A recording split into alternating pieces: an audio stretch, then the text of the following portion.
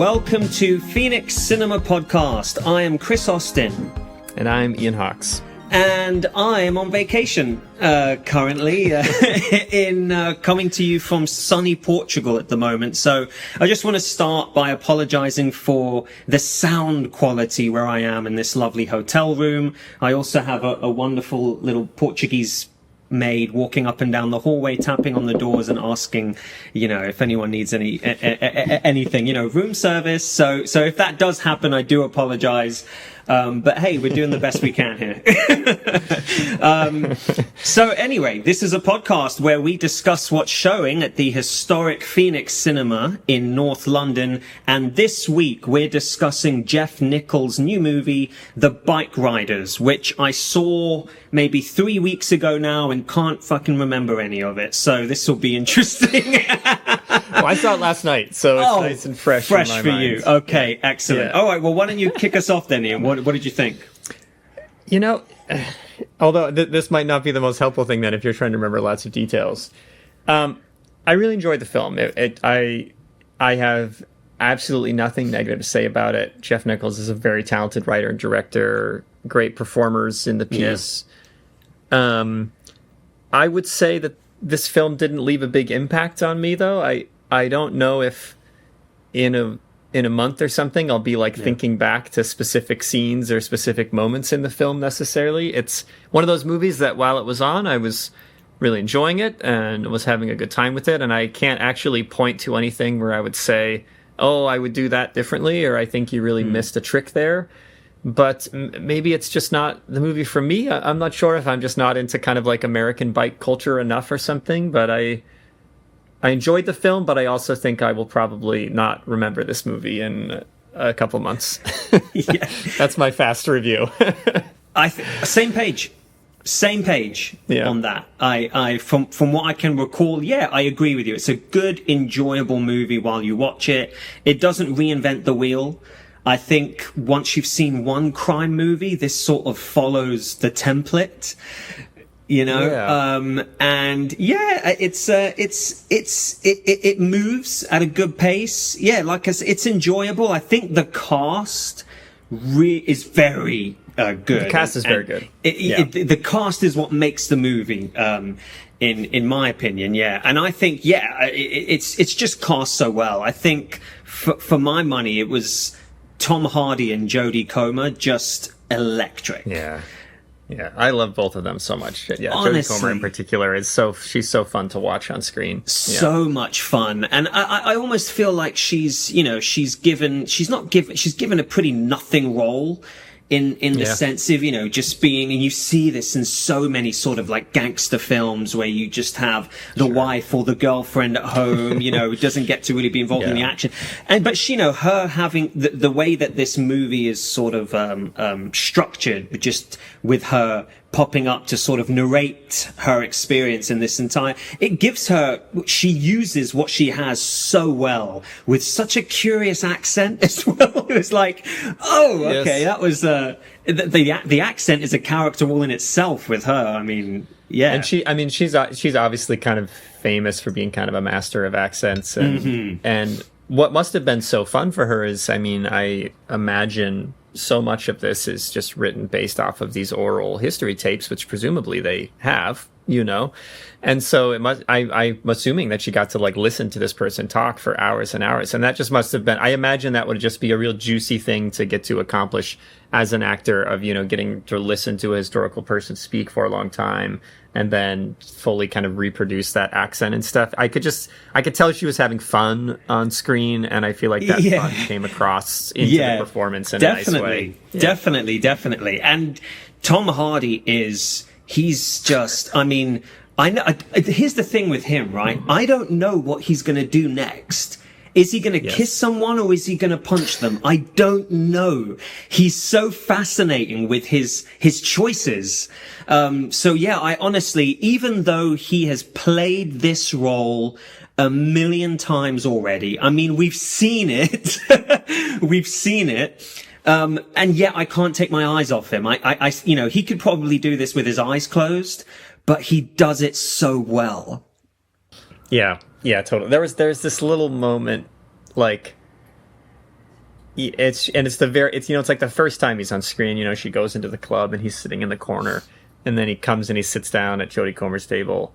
Yeah. And he just does this thing with his face where he just like chews over his like lip for a second and his eyes like flick a little bit. And like as soon as he sat down, I was just like, well, you're just the greatest. Like it's just like it's like there's something it's exactly that. There's this unsettling nature to his behavior where you just have no idea what he's going to do. And I think that's so hard to capture as an actor. And there's just there's a full embodiment of this person and the discomfort and the danger around that type of a personality that is like, it's just so engaging to watch because he literally could be doing nothing. He can just be like sitting there and you're just like, anything can happen. Yeah. Absolutely. Yeah. God, as the other actor, any actor in a scene with Tom, it must be so great for them because it's like, it's just pure, reaction. I really, really enjoyed it. And okay, so Ian, talk to me about Austin Butler, and just tell me your thoughts. I knew at some point in this call we would have the Austin Butler conversation. Yeah. I mean, I don't think he's a bad actor. There was never any moments where I was bothered by his performance. So for me, I think like I'm on board. I hope he's getting lots more roles and lots more work. That's great. I do think like he's what am I trying to say? He's I work with this buddy of mine, Brando. He's an actor I work with a lot. I cast him in a lot of things. But Brando is a very, very handsome person. One of those just kind of wunderkind individuals who you see and you're like, where'd you come from? You know? And great name because of that. Yeah, exactly. Because of that, you kind of can't cast them in certain things, or you just have to be so careful how you cast them in certain things, because you see a person like that and you're like, that person's a movie star, and that can kind of pull you out of the experience sometime at no fault of the individual. And and I actually think that's a little bit what's happening here with Austin Butler, is that he's so handsome and kind of cool. And I've seen interviews with him, and I actually don't think he's putting on this affected thing. Like, I think in real life, he like speaks in this smoky voice and like can play the guitar and is really generous to people and is just like really nice. And like I think he just like is this kind of like almost caricature of like a heartthrob, like sexy guy. Right. And I think it can just be a little distracting. I think it can just be a little bit like, that guy's so much of like of a, I don't know, like a dreamboat kind of, that it maybe is almost like too much to kind of make me think about these scenes or think about this guy as like a real character. You know what I mean? Yeah. I do know what you mean. Yeah, I agree with you. I think he is. I mean, he's stunning to look at, right? You put him on camera and he's just gorgeous and wow, he looks fantastic. But I still can't make up my mind about him. And I guess it's one of those things where, okay, yeah, he is a very good looking person, and maybe he still needs to prove himself in a way in terms of his performances. You know, I remember thinking this about Leonardo DiCaprio in his early days and Matt Damon, and they've since gone on to where you're like, okay, you no longer really think of them so much as heartthrobs, as much as almost just like great movie stars. Great actors. You're just a proper actor. Great actors, And I don't know, you know, I feel like he's such a cipher in this film, and hey, maybe that's by design. I could not figure this guy out. I couldn't figure out his character. He's just like this empty vessel where a character should be, in my opinion. I was like, okay, maybe I just couldn't get past his charm and his good looks. I really couldn't. So I was like, Yeah. I would not be surprised. It's a shame, because a part of me is one part of my brain is like, oh, I'd love to read the book this is based off of, but then the other part of my brain is like, I probably wouldn't actually enjoy reading that book that much. But I would not be surprised if his character makes very little appearances in the book. And is only talked about like through the perspective of Jodie Comer's character, and potentially through the perspective of the guy in charge, Johnny. So like, because of that, I wonder if that's why he almost has that empty vessel feel of like, all these other characters got to see photographs of a person that was supposed to be them, and they maybe got to listen to audio. And I actually wonder if Austin Butler's character is one of the few that is actually kind of created for this story, rather than kind of based off of an actual person. Because he also, like, I could be wrong about that, but I think that the hair and makeup department, they clearly had so much fun looking at these photographs and then being like, oh, we're going to give this guy this exact look, and we're going to give them this wardrobe that has these specific tinges to it. And you could tell in some of the ways the guys were talking, like the guy from California had that just weird way of talking and a weird dialogue thing. And then, you see Mike Feist there with the microphone, and you're like, okay, so he got a recorded tape of that guy, and then this actor got to listen to it, and then he got to do that thing. And I guess, like, there's never a scene, I think they actually did this on purpose, there's never a scene where Benny is being recorded by Mike Feist. That just occurred to me. Yeah.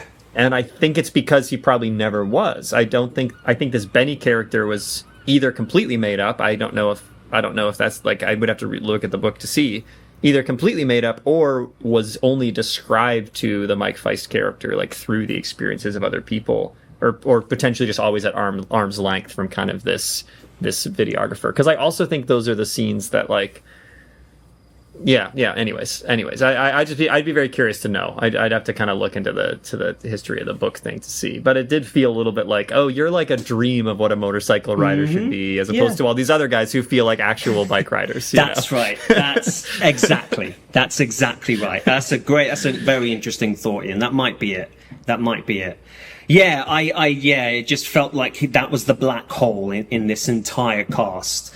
And then you have Mike Feist show up, and I was like, when you just when actors are having their moment, yeah, and they're just in everything. I mean, this is the second Mike Feist movie we've discussed. We've had Josh O'Connor show up. Zendaya's already been in, like, they've also got TV series coming out. Austin Butler's been in a TV series. Wow, they just when someone's having a moment, they show up everywhere. And he also, I felt he has a really tough role. Mike Feist has a tough role because there's not much required of him. And I found myself watching him intensely, actually, because I was like, how's he going to make the most of this role where he's just there with the recorder and that's it? And, I think he's fine. It just doesn't blow me away. He does the best he can, but I was just like, yeah, okay. He's the lead of, like, challenges. Now he has a bit role here in this star-studded cast. It's just fascinating to me when an actor is, like, popping when they just show up everywhere. I love that. Yeah, 100%. And it is a little. I'm actually coming to see that I don't love, like. This movie actually reminded me of some of my critiques of Oppenheimer. Weirdly, even though those movies feel kind of differently, but okay. I think that they probably, because they both came from the same place. Like, I think Christopher Nolan read Oppenheimer's letters, and I think was just, for whatever reason, completely taken by them, completely engrossed by them.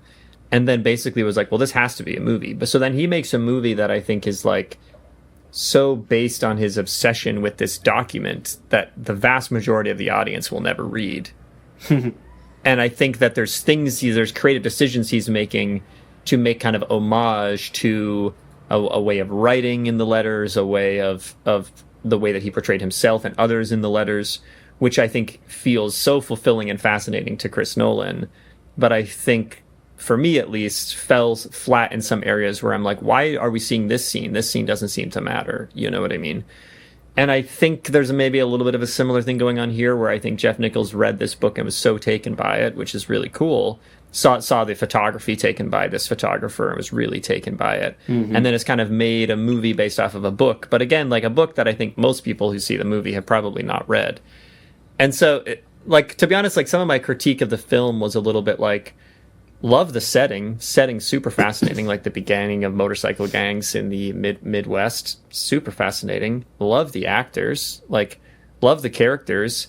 And I honestly was just like, I kind of just want the story to do more things. I kind of just want there to be more tension. I want there to be more drama. I want there to be, either a bigger story or kind of embrace the fact that there's not a big drama and make something that's very kind of like ephemeral and more emotion based, or something more like a love letter to motorcycles or something. And as it is right now, it's just kind of feels kind of like it's a hangout movie to some degree, just like an honest representation of like, well, this is what this guy wrote about, and I'm a little bit like, yeah, but like that's to me I don't care too much about the book, so therefore I'm not like so stoked to just be like, that was a really good adaptation of that book. Like I'd much rather be like, like I want you to tell me a story with either that's like a little bit more of a crime story or like a little more grit, or maybe like make me fall in love with what made you fall in love with the book, which must be some fascination or interest in these individuals or in motorcycle culture or something. Because my favorite scene in the whole movie is when she gets on his bike for the first time, and then they get on the bridge and all of the motorcycles come in around her, and it's just like the sound design and I thought when I caught that scene, and it's pretty early on, it's like 10 or 15 minutes in, I was like, oh man, I hope this whole movie is just a movie about helping people who don't get motorcycles and don't get motorcycle gangs to get them at the end to be like, I really want to ride a motorcycle. Because I was like, that's a cool movie, because I'm one of those people, right? Like, I see motorcycle gangs drive by, and I think to myself, like, that's kind of obnoxious. Why are they doing that? And then I saw that scene, and I was like, wait a minute, like, okay, like there's this feeling of like a herd of like pack animals, and a camaraderie, and there's an energy in the guttural feeling in your chest, and I was like. And then I felt like that scene never quite came back. There was kind of the one scene where they're riding through the cornfields, but like. Then the rest of it was just kind of a lot of talky stuff of like guys, talking about politics with each other, the gang politics with each other. And I was like, I wanted the movie to make me fall in love with motorcycles more. And I don't think it quite did that. Yeah. I love that. Yeah, I love that. That's so spot on, Ian. As always, that is so spot on. I totally agree with you there.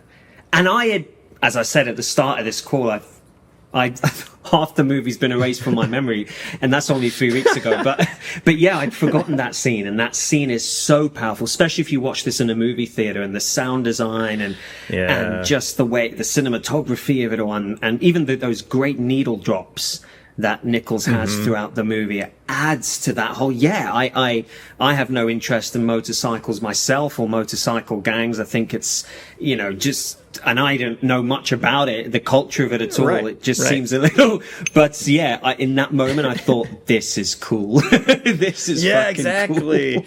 Cool. Yeah. And I think I wanted to feel more like, I wanted to feel this sense of loss of like, oh, this gang used to mean these uplifting things to these people, and now it's just become, and I didn't quite get that. Like it was almost like the takeaway was like, and isn't it good that like we got out when we did? And I'm a little bit like, I wanted there to be more of a sense of like, oh, there was something pure at the heart of this that somehow got lost, And there were like little moments where I feel like I quite kind of got that, but I wish I got it like a little bit more. Yeah, I agree with you. It just feels kind of by the numbers.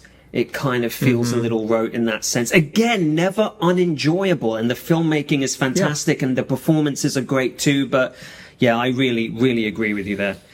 I had one other, and you probably won't remember this, but I had one other micro complaint, which is that, so you talked about that little like musical sting in it. Yeah. Which I wish I could sing it right now, but it was like, ba da da da da or something. There's like this little musical sting. But it's literally like one half note away from the Fargo theme. And it bugged the hell out of me. Because the Fargo theme is ba da na na na na da da da na na. Yes, and like Jeff Russo. And his little thing in Bikeriders was like ba ba na na na na, and I was like, it's Fargo. Like, and it just kept happening. Like it happened like 10 times in the movie, and it actually made me really angry. Like I just feel like everyone was sitting around, and I just feel like either nobody realized it or just nobody thought it was a problem. But like for me, that's actually kind of a problem. Like especially if you take another crime movie that takes place in the Midwest. That's like kind of like the quintessential Midwest crime movie. And then like your little tag in your soundtrack is like a quarter step away from the same theme, I was like, oh, guys, come on. Like, I didn't even notice that. I didn't even notice. I think it's because I watched Fargo recently. Probably a lot of people didn't notice, and I'm probably the only one that it really bothered. Yeah. But so did I. Yeah, that's so weird that I didn't pick up on that. And it's funny too, because, okay, fine, if you're going to do a theme that's very similar, maybe, and you think, okay, I'm doing it, I'm using something, that's similar to something that was, shown or aired years ago. No, the new season of Fargo was like last year. So. Exactly. Oh, that's interesting. Yeah, no, I didn't even pick up on that. And just to continue speaking about the cast as well, because there were so many fascinating, Norman Reedus showing up, who most people know as Daryl from The Walking Dead. Yeah, Dude, what a presence he was. Yeah. I was actually scared of the guy. I know. I thought that was going to be like the inciting incident of the film. Was like, oh, this guy shows up and then like everything goes to hell, But again, like the only reason why I thought that is just because his performance was so weird and cool and great. So full. Yeah, totally. Because then he just goes on to be a normal character. But like when he first walks up, I was seriously just like, this is when the movie's going to turn, you know? Because like there's something about the way of his presence and stuff that was just really, really disarming. Yeah. No, and then he just hangs out with them after. It's like, oh, okay, cool. Michael Shannon. I actually didn't know Michael Shannon was in this movie. Yes, I started watching it. And I was assuming like, okay, well, I know who like the big kind of four of the cast are because they're the ones on the poster. And then suddenly I'm like, that's Michael Shannon. Shannon. And when he showed up, I laughed out loud because he has been in every single Nichols movie, every single one, whether he's the lead or whether he's supporting. So he is the De Niro to Nichols Scorsese, honestly. And I love that. But I also... He's not splashed all over the poster or anything, so I had no idea. So when he shows up, I was cackling because I was like, of course, why break tradition now? And just the opening shot of him standing by his bike and he can't hear the questions the guy's asking him is great. Excellent. It's great. No, he was awesome. The whole ensemble was good. I actually really liked a lot of the side characters, like kind of the right-hand guy who dies in the motorcycle accident. I thought he was really good. Played Charles Manson twice now, I believe. He has, one in Once Upon a Time in Hollywood, and the other one I can't remember the name of it now. But you look at his face, and it makes sense. Yeah, totally. Yeah, it was good. It was good. It's a good movie. Yeah, exactly. That's all we can really say about it. What would you pair it with? I mean, I'm going to go first because I'm going to be the real basic bitch here. I'm so sorry.